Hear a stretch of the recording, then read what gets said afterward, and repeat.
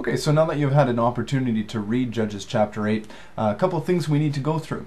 We think a little bit about Ephraim and why Ephraim wanted to be a part of the conquest that Gideon was taking part in. They came to him and said, "Hey, how come we didn't get a part of this?" And what's interesting is as you go along in this chapter, you see how Gideon's mentality changes just ever so slightly. And I think the reason why is because as he continues through this, he's getting more and more tired, more and more frustrated with chasing the Midianites, and so he becomes more and more flustered and reacts accordingly. But in the case of the Ephraimites, he, instead of saying what he did later to Succoth and Peniel, he says, do the grapes of Ephraim have any sort of comparison to Abiezer? And the reason he says that is because the Ephraimites did take part in the battle with Ehud and with Barak in two separate occasions, and the plunder from there was so great that that the Midianites really pale in comparison. So that's why he basically appeases them by saying, look, it's not that big of a deal because you already have so much from previous battles.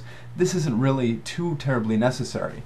Basically patting their egos, saying, good job, you did good in the past, don't worry about this one, I got this one, and if I need you at some point, maybe I'll use you, is kind of how that looks.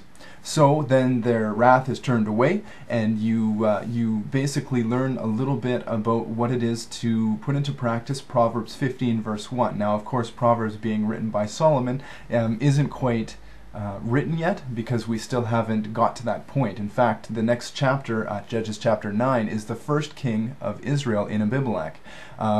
But as it continues from there, Abimelech, of course, eventually leads way to King David, which eventually leads way to Solomon. But we're not quite there yet.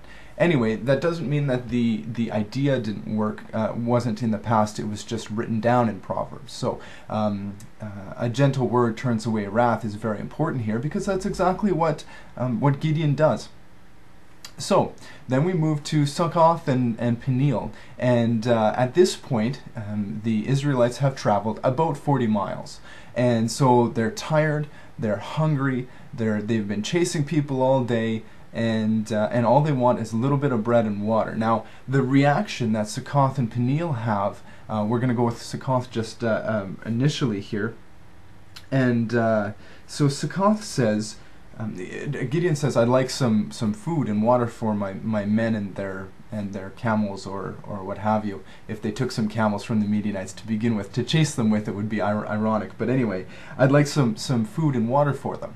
And the Succoth people say, are the hands of, in verse 6 here, are the hands of Zebah and Zalmunna already in your hands, that we should give bread to your army? Basically they're saying, okay, look, the typical way in previous to when King David said, King Saul said to King David, bring the men's foreskins, basically those people who are not Israelites, because they are uncircumcised, to prove that you killed that many men. A common thing to do was also to cut off the sword-bearing hand. So in this case, mostly the right hands, of course, because as far as we know, the only left-handed person in the time was Ehud. Just a little bit of a joke, but anyway, that's not the case. So that you cut off the sword-bearing hand. So, basically, if the person does live, they can't even draw a sword, and thus aren't really an issue for their conquerors after that point.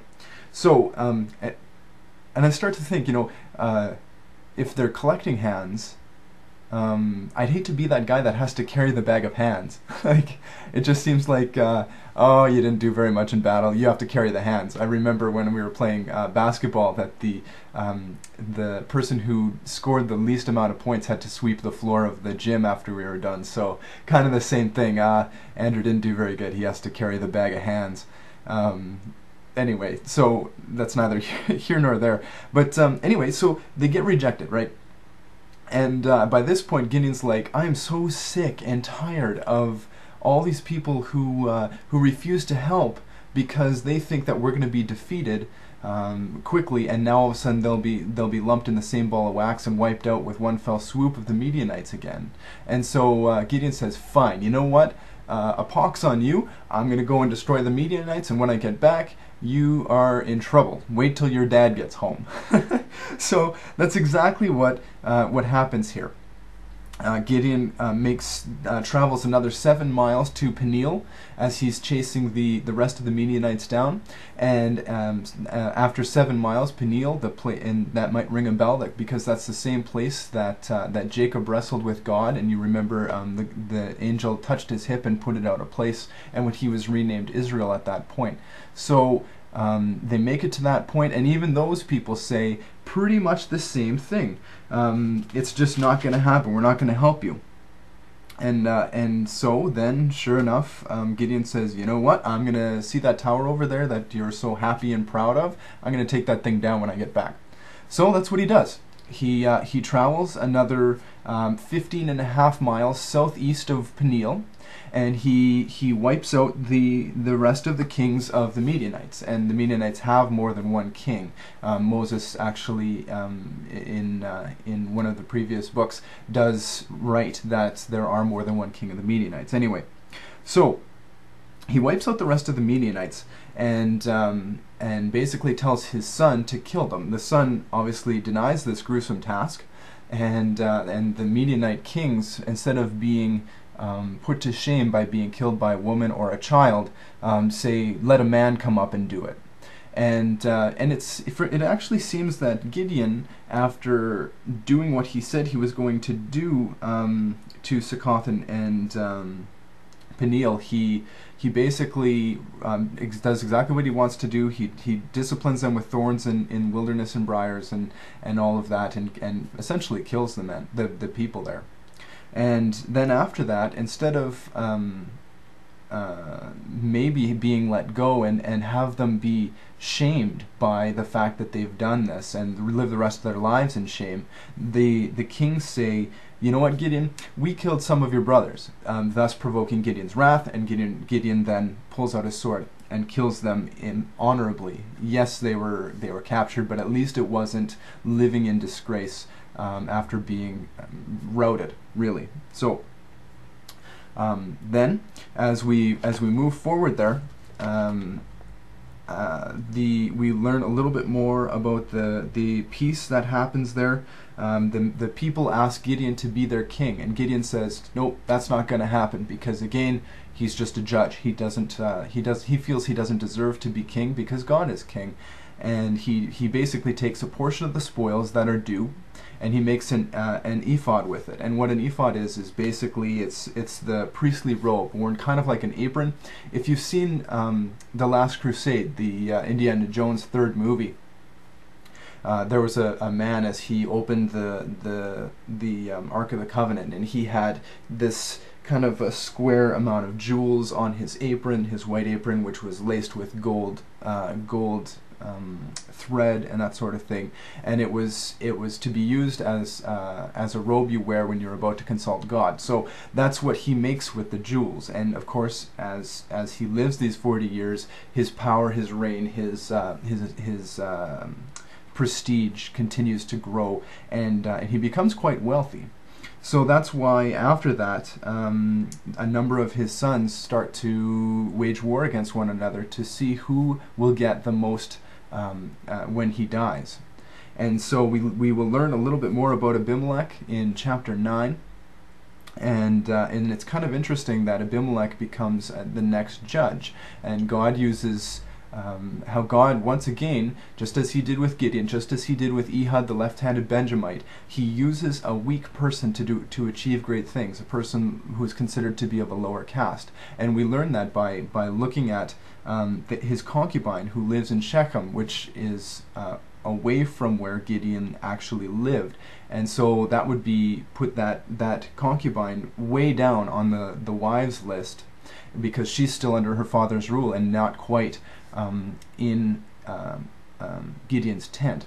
And so therefore her son should be considered even lower. And incidentally, his name is Abimelech. and he becomes a judge of Israel. And so as well, you notice that this does happen throughout the history of Israel. God uses these weak people to achieve great things, just basically to bring glory to himself, so the people will come back to worship him. And you see that as well in the issue of David and Bathsheba, how her son becomes king, and one of the greatest kings of Israel, Solomon, when you remember that he rebuilt the temple. So kind of an interesting chapter. There's not a whole ton that I got out of this, but there was something that I realized applies to me a little, and maybe it applies to you. I have to admit that when I'm hungry, I am a crabby man. Sometimes Starla, even my wife, stops and says, after we're having a bit of a fight, I guess, not really a fight, but a discussion about something, whatever it is. And sometimes it's a little stupid, I'll be honest. On my part, I don't know why. And she says to me, Andrew, are you hungry? And I think about that and I go, you know what, yeah, I am. And all of a sudden now, after I've eaten something, I feel better and I'm less argumentative. So as it is with a lot of men, I hear. So I think that's kind of exactly what Gideon was going through. So once again, this is another reason why the story of Gideon is one of my favorite, because again, Gideon is just another guy. He's just another man who is darn hungry, and he just wants some food so he can continue to pursue with a full stomach and actually be able to have some energy, and he doesn't get it. Not once, but twice. And then he has to go and rout the rest of the Midianites and then come back again and finish what he said he was going to do to those people who didn't give him bread and water as he went to achieve his goal. So so I guess really the only thing I got out of it, and I would hope that if you comment, you got more out of this chapter, that God has spoken to you in a different way. But my thing is that, you know what, a kind word, as it says in Proverbs 15 verse 1, a gentle word turns away wrath. That I need to look at myself and think about exactly how much time am I spending and wasting really by arguing something dumb when all I need is a little bit of food and I feel better. So treating those around me better by keeping myself fed, I guess. So it's a little bit strange, a little bit silly maybe, but it helps me realize that I'm not the only one who goes through this, but it's something I need to work on, I guess. Anyway, I look forward to reading Judges chapter 9 with you, and we will learn a little bit more about Abimelech, who is and a couple of the other people in there that and we're going to have the first king of Israel in Judges chapter 9. So I look forward to going over that with you. God bless. Have yourself a great week.